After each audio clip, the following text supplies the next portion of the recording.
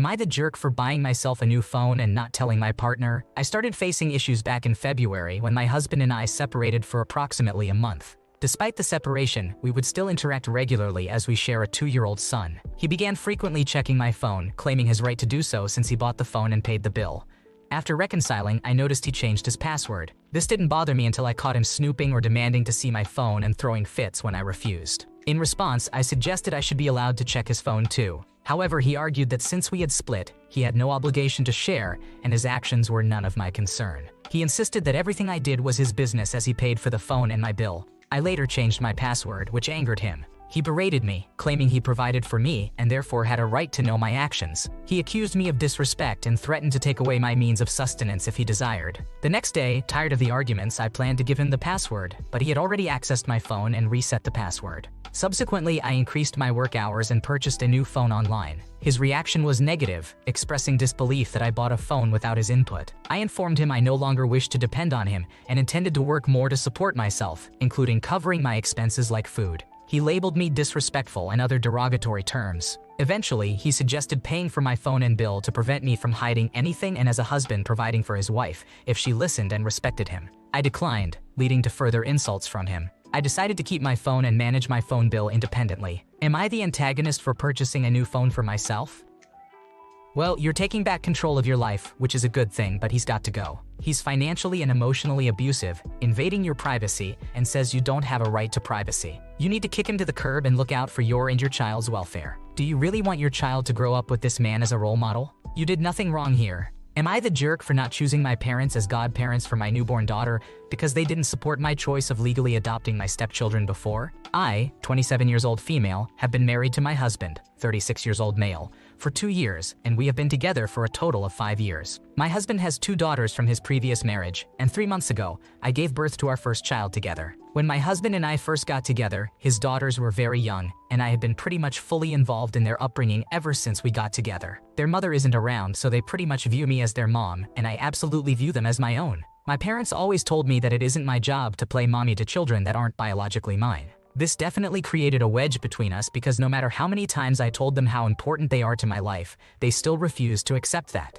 About a year after my husband and I got married, I brought up the idea of me legally adopting our daughters so that in the extreme case of something happening to my husband, I would be able to continue taking care of them without having to go through legal troubles. And again, my parents were extremely against that idea. 3 months ago, my husband and I had our first daughter together, and it's a tradition in our town to choose godparents for a newborn, even though we aren't really religious. My husband and I both agreed that it would be best for his parents to become our daughter's godparents since they have been supportive of our family since the start. When my parents found out we weren't choosing them as godparents, they got upset with us because they felt like they should have been the godparents to their first grandchild. But since they were never supportive of our family, I didn't feel like they deserved to demand anything like this. Am I the antagonist? The parents' behavior is definitely in our territory. Despite being told how important it was, they just wouldn't accept it and were extremely against the idea. They never supported the family, so they really don't deserve to demand anything now. Actions have consequences, and it's pretty clear why they wouldn't be made godparents after acting like that. Am I the jerk for stopping sharing information after my partner told all their friends they had cancer before me? My wife recently started experiencing some breast symptoms that are concerning, so we went to the general practitioner who referred us to a cancer clinic. We were very scared, and I took time off work to accompany her throughout the process. During the appointment, they discovered a small lump on a scan, but they reassured us that it was likely nothing and proceeded to perform a biopsy. They informed us that we would receive the results in a few weeks and advised us not to worry. After 6 weeks without any updates, I couldn't shake the feeling that something was wrong. I made a few passing comments about it, but my wife just brushed them off. Last week, I sat her down and suggested that we should contact the hospital to inquire about the delay, as it didn't seem fair. Unexpectedly, my wife began arguing with me and eventually revealed that she already knew the results. She had been asked to come in 3 weeks prior, accompanied by one of her friends. The doctors informed her that she had localized cancer and that they were planning chemo and surgery. They also discussed the need for us to consider egg storage for fertility preservation. She was afraid that sharing this news with me might upset me to the point of leaving her. I am devastated and scared for my wife. She is my best friend, and I cannot bear the thought of losing her. I am solely focused on being there for her, even if it means sacrificing the possibility of having children. It pains me to think that she felt she had to face this alone and that I couldn't support her. I will never leave her under any circumstances, and I understand that she needs my support now more than ever. Nevertheless, I have noticed that I have stopped sharing details about my own life or expressing my concerns, shutting down any conversations about my day. My wife has accused me of contemplating leaving her or being unfaithful, labeling me as overly sensitive. Am I the asshole in this situation? This terrible disease is something a person has a very hard time getting used to, and often they prefer not to talk about it because, as long as it's not discussed, it feels like it doesn't exist. It can be incredibly tough to disclose the diagnosis to loved ones, and sometimes people need to mentally prepare themselves before having that conversation. Understandably, this can lead to feelings of hurt, but it's important to recognize that this is a complex and deeply personal process. None of this is going to be easy. Staying positive and seeking counseling can be crucial steps in navigating this challenging time. Am I the jerk for not accommodating my child's friend on a road trip? I have 2 children, a 16-year-old daughter and a 14-year-old son, from a previous marriage. For the past 4 or 5 years, I have taken the kids on a fun summer road trip. The 3 of us plan a destination and pick things we want to see on the way there and back. Last year, I let each kid bring one friend along on the trip, and I am doing the same thing this year. We are planning on leaving for the trip next weekend. My daughter was planning on bringing the same friend she brought last year. Unfortunately, her friend had a fall a couple of weeks ago while riding her bike and broke her leg and collarbone. I don't think it's a good idea for her to come due to the discomfort and limitations she would face. My daughter says her friend still wants to come, and her parents are okay with it, but I suggested she invite a different friend. She says she doesn't have anyone else she wants to ask. I went behind her back and talked with her friend's parents about it. After our conversation, they agreed that it would probably be best if their daughter stayed home. My daughter did not take this news well and thinks I sabotaged her friend coming with on purpose. She has been begging me to cancel or change some of our plans so that her friend can still come. I told her that both me and her friend's parents agree that her friend coming with isn't a good idea. She is saying she won't come on the trip at all if her friend can't come. I do feel bad about the whole thing, but at this point, I don't think there's much else I could do to make this work.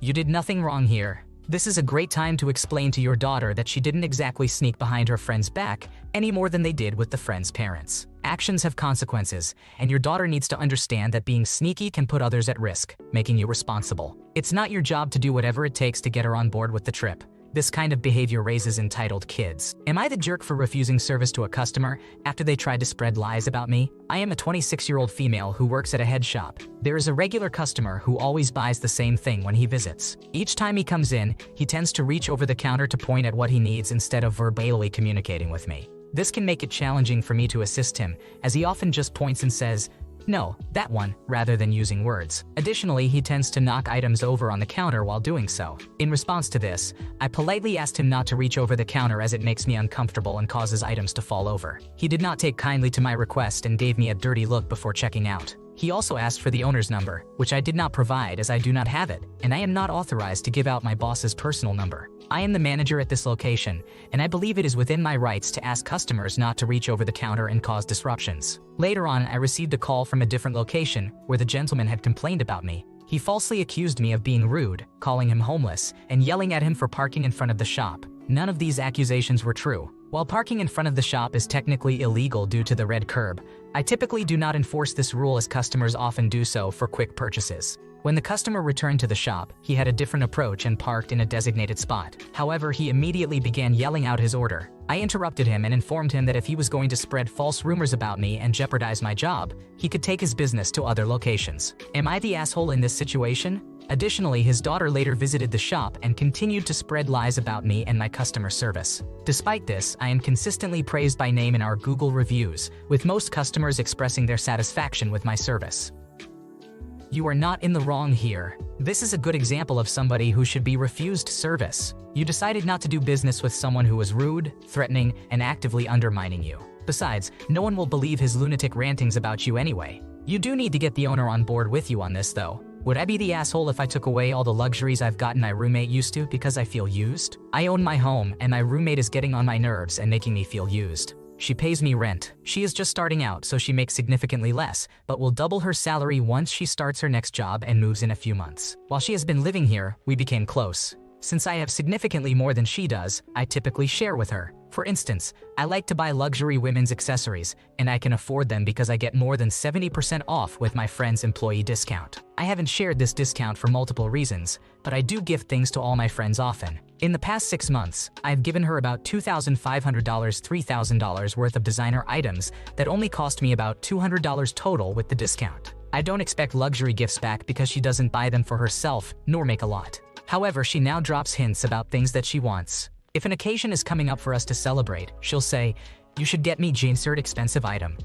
I don't like the fact that it now seems like she feels entitled to it versus it just being a gift that I want to get her. I recently told her boyfriend about an expensive gift that she would like, and she said she didn't want me to do that because she felt bad about asking him since she didn't feel like he could afford it. I don't think that she should feel more comfortable asking me for expensive gifts than she does asking a man that she's intimate with. I also clean more, she borrows my clothes, and she expects me to share my food. I can afford better groceries, so I typically buy more, and because we have a friendly relationship, she thinks that I'm going to cook for her whenever I cook for myself. Even when I have ordered DoorDash and eaten it by myself, she has borderline called me selfish for not offering her any. I do enjoy cooking, so there are lots of times where I cook and offer her food, but I hate that she expects it. The frequency with which she cooks is not comparable to how often I cook or how often I order food. I feel that the more I cook, the less she needs to because she expects that I'm going to take care of her. This will be over soon as she is moving, but I plan on remaining friends with her, and I would like to not hate her and feel used when she leaves. I have completely stopped offering her food when I cook, and I'm planning on taking back all the things that she borrowed from me and telling her no when she asks in the future.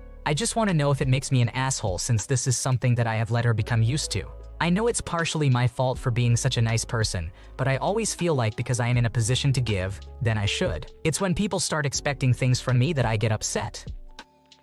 You did nothing wrong here. If she only wants to be friends when you're giving and she's taking, you're better off without it. It's very generous to share your nice things, but an imbalance in income will eventually lead to an imbalance in the relationship. Reevaluate the living arrangement and approach the next roommate differently to avoid this situation in the future. Thanks for watching. When you subscribe, make sure to hit the bell to turn on notifications so you never miss a video. To finish listening to all the stories, check out the playlist in the description.